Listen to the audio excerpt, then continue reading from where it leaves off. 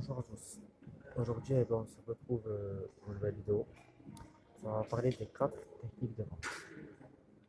Donc, je suis beaucoup intéressé par ça. Et c'est pour cela que je m'autorise à vous en parler. Donc, une phrase simple. Vends-moi ce style. Je vais vous donner 4 clés qui est, à mon sens, assez puissante pour pouvoir vendre tout et n'importe quoi à n'importe quel moment. La première, les gens achètent à cause des émotions et justifient ça par la logique.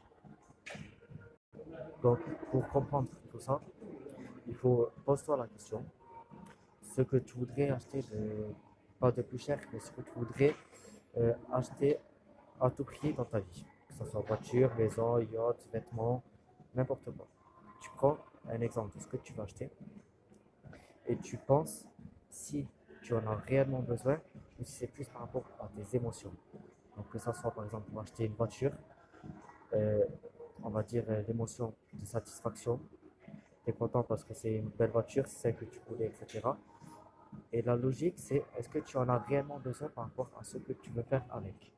Donc si, je vais prendre l'exemple d'un père de famille, ou d'une mère de famille d'ailleurs, elle va acheter, bon, on va prendre l'exemple des femmes, c'est un peu cliché ce que je vais dire, désolé, mais elle va acheter une Fiat 500, parce qu'elle trouve ça joli, c'est une petite voiture, et ben, voilà, entre guillemets, c'est une voiture de femme. Voilà.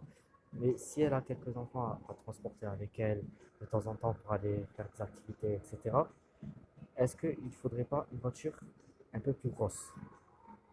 Donc n'importe quelle voiture, hein. Mais elle va quand même préférer acheter la Fiat 500 parce que émotionnellement, elle est beaucoup plus attirée par cette voiture-là. Et donc là, ce n'est pas de la logique. Et elle va transformer cette émotion en logique. Donc c'est là où je voulais en venir quand je disais que les gens n'achètent pas par rapport à la logique, mais plutôt à cause des émotions. Et pour cet exemple-là, on va dire, pour être enfin, cette clé-là, pour être un bon vendeur, pour être un bon psychologue. Pourquoi? Parce que le psychologue, eh bien, il va chercher à comprendre ce qu'il y a dans la tête de son patient, ou de son client, je ne sais pas comment on dit ça. Et dans le commerce, dans la vente, on va également, pareil, chercher à comprendre les émotions et l'envie qu'il y a chez l'interlocuteur, donc l'acheteur. Voilà, donc ça c'était pour la première clé. La deuxième, les gens achètent pour sortir d'un problème. Donc on va prendre l'exemple de quelqu'un, ben, il veut un trou dans le mur. Il ne va pas acheter la perceuse parce qu'il veut une perceuse. Il va acheter la perceuse pour faire son trou dans le mur. Donc il a le problème de faire le trou dans le mur, mais il n'a pas le matériel pour le faire. Donc, encore une fois, à ce moment-là, il va acheter le matériel pour faire ce trou dans le mur. Donc, il va acheter la solution pour régler le problème et donc en sortir. Donc, d'où cette façon-là que j'ai appelée, les gens, ils achètent pour sortir d'un problème. Si oui, une personne, elle ne va jamais acheter quelque chose juste comme ça pour le plaisir. C'est soit parce qu'elle a une raison, donc émotionnellement, comme j'avais dit juste avant, ou pour sortir d'un problème. Donc, comme ce que je viens de dire là. Et ensuite, il y a également l'offre et la demande qui jouent dessus aussi beaucoup. Et ça va être la troisième clé. Donc, la troisième clé, l'offre et la demande.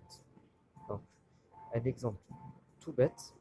Et ça, eh ben, j'ai rien inventé dessus. Je l'ai vu dans le film Le Loup de Wall Street. Il y a un moment, euh, dans le film, ils sont tous assis sur une table de restaurant. Et je sais plus comment il s'appelle. Dans le film, je sais plus comment il s'appelle l'acteur principal. Mais il dit à un de ses amis, tiens, vends-moi ce stylo. Donc la même phrase que j'avais dit au début de cette vidéo. Et cet ami-là, il utilise une méthode super simple. Il va lui demander, tiens, signe-moi un autographe ou signe-moi un papier, n'importe quoi. Et l'acteur principal dedans, il dit, je n'ai pas de stylo pour faire ceci. Et c'est là où vous proposez le stylo. Et donc ça marche avec le stylo comme ici, ou avec n'importe quel article. Donc, vous créez une demande et vous avez l'offre. Donc, vous créez le besoin chez quelqu'un d'acheter ce qu'il a besoin. Et en créant ce problème-là, il faut aussi que vous ayez la solution. Donc, en ayant la solution, vous allez pouvoir vendre ce produit-là en ayant créé désolé, le, son besoin. Et donc, vous lui offrez cette solution-là aussi. Je vais prendre aussi un autre exemple de chez Apple. Quand ils avaient sorti les AirPods, donc sans fil, il y avait quelques personnes sur Instagram qui avaient fait, comment dire, qui avaient posté des publications pour rigoler. Euh, oui, le téléphone, s'il tombe, il n'y a pas les écouteurs il n'y a pas le fil comme ceci pour retenir le téléphone. Et donc, à partir de là, Apple ont fait des fils comme ça qui vont se clipser sur les AirPods et qui se branchent oui, qui se branchent ou qui se relient au téléphone. Et donc là, ils ont créé un problème et en créant ce problème-là, en même temps, ils ont réussi à apporter la solution. Donc, il y a eu quand même pas mal de ventes sur ces fils-là. Donc, c'est là où je veux venir que par rapport à l'offre et la demande. Donc, vous créez le besoin chez une personne et vous lui apportez la solution. Ensuite, il y a une quatrième clé par rapport à ça, c'est les gens n'achètent pas de produits ni de services, mais ils achètent des histoires. Donc, c'est un peu contradictoire d'un sens ou d'un autre, mais comment je peux expliquer ça? Pour, si on va reprendre l'exemple d'un concessionnaire, enfin, pas du concessionnaire forcément, mais il y a des collectionneurs qui aiment acheter des anciennes voitures pour les collectionner parce que c'est leur passion. Mais ils ne vont pas acheter cette voiture-là parce qu'il leur manque cette voiture-là, tout simplement. Parce que on va prendre un concessionnaire quelconque, X, et il voudrait acheter la voiture Y qui est dans ce concessionnaire X. Si cette voiture Y est une voiture, on va dire, récente ou qui a quelques années, mais qui n'a pas réellement d'histoire dans l'ancien temps de l'automobile, euh, il va sûrement pas l'acheter. Alors que si ce concessionnaire-là lui propose une voiture qui a encore plus d'années, mais qui a une réelle histoire dans l'automobile, donc elle est remportée des prix, que ce soit une voiture mythique, une des voitures les plus chères, par exemple, sur le marché des anciennes voitures automobiles, une voiture de collection ou quelconque, euh, quelconque histoire de la voiture, ben, de suite, cette personne-là va sentir encore une fois l'émotion et cette envie d'acheter cet article par l'histoire que cet article a. Donc, ne vendez pas forcément le produit ou le service, mais vendez plutôt l'histoire.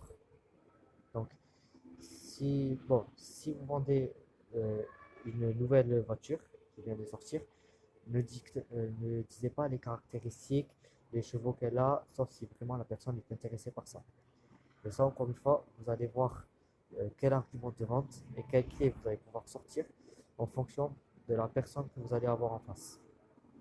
Il y en a qui vont plutôt être intéressés par, je reprends encore une fois l'exemple de l'automobile, parce que c'est là où je trouve le plus de choses à dire, on va dire. Donc, il y a des personnes qui vont plutôt être intéressées par la puissance, etc. de la voiture. D'autres qui vont être intéressés par tout ce qui est la technologie et les avancées de la voiture qu'elle a. Et d'autres qui vont tout simplement être intéressés par l'histoire de la voiture. Voilà. Donc si c'est une voiture récente, vous pouvez euh, raconter l'histoire qu'elle va pouvoir créer dans le futur. Et à partir de là, si ce n'est pas une voiture de collection du passé, du coup, vous pouvez créer l'histoire qu'il va pouvoir y avoir dans le futur, à partir des attentes et, on va dire, de l'utilisation de la personne qui va l'acheter.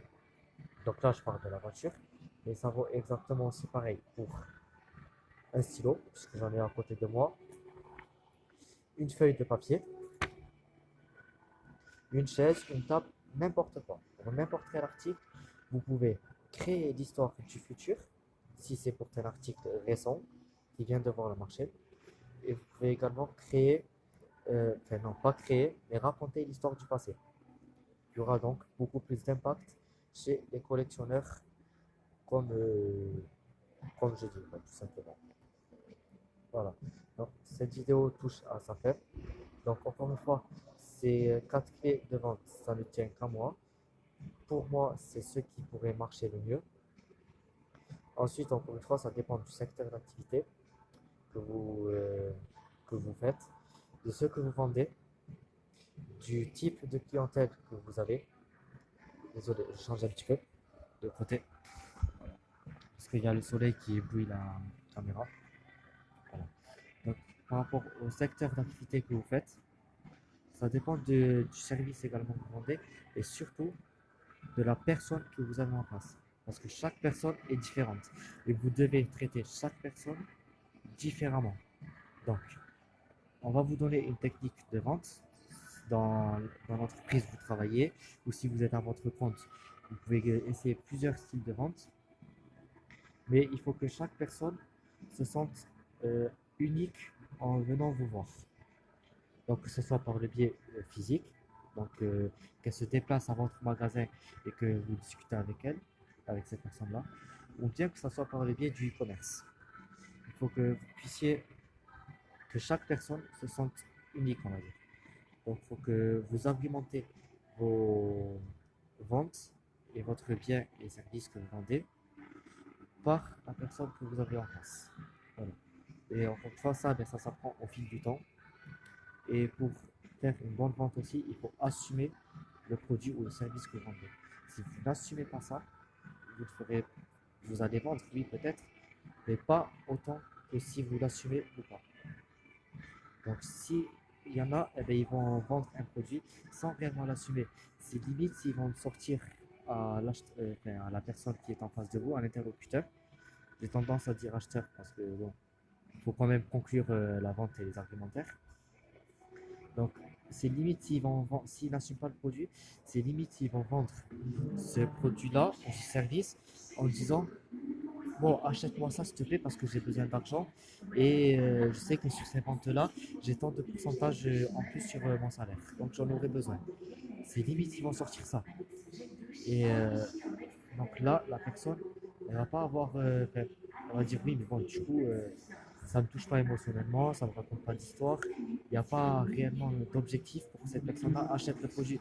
Alors que si vous assumez le produit, vous allez pouvoir sortir tous les argumentaires de vente possibles pour que cette personne-là achète votre produit. Voilà. Donc, c'était tout pour moi sur ces argumentaires de vente. Si vous avez, si j'ai oublié de parler de choses, ou si vous avez d'autres exemples à me citer par rapport à ces clés de vente-là que j'ai données, vous pouvez me les dire en commentaire. N'hésitez pas non plus à partager cette vidéo un maximum avec votre entourage, que ce soit des gens intéressés par la vente, des gens qui sont dans le cadre de la vente, qui pourraient voir cette vidéo-là et qui pourraient exactement aussi me partager leur expérience. Voilà. Ou likez, partagez, abonnez-vous aussi, ça me fait plaisir. Et voilà, pour beaucoup plus de vidéos. Et je tiens à dire aussi, entre parenthèses, je pense que je vais rester plus sur ce style de vidéo-là. Donc, tout ce qui est sur la vente, business, entrepreneuriat, investissement, etc. Plutôt que ce que je voulais faire, ce que je voulais essayer de faire avant, on va dire essayer de faire un petit peu d'humour, etc. Parce que je ne me trouve pas à l'aise sur ça. Du coup, je vais beaucoup plus rester sur ce que, cette thématique-là, cette niche-là de vidéos. Tout simplement parce que j'ai plus de facilité à les faire et à trouver l'inspiration de les faire également. Parce que c'est pour ça qu'il y a eu cette longue pause. Parce que je ne trouvais pas l'inspiration pour faire des vidéos forcément sur des sujets quelconques. Et comme ces derniers temps, eh je m'intéresse beaucoup à ça et que, on va dire, c'est j'en fais mon activité principale, à côté des études, bien sûr. Du coup, j'ai beaucoup plus de facilité d'aborder ces sujets-là et de les expliquer en vidéo. Donc, voilà, c'était tout ce que j'avais à dire sur ce sujet-là. Donc, je le redis encore une fois, n'hésitez pas à partager vos expériences, à dire ce que j'ai oublié en commentaire, etc. Et ça me fait plaisir, et puis on se retrouve pour une prochaine vidéo.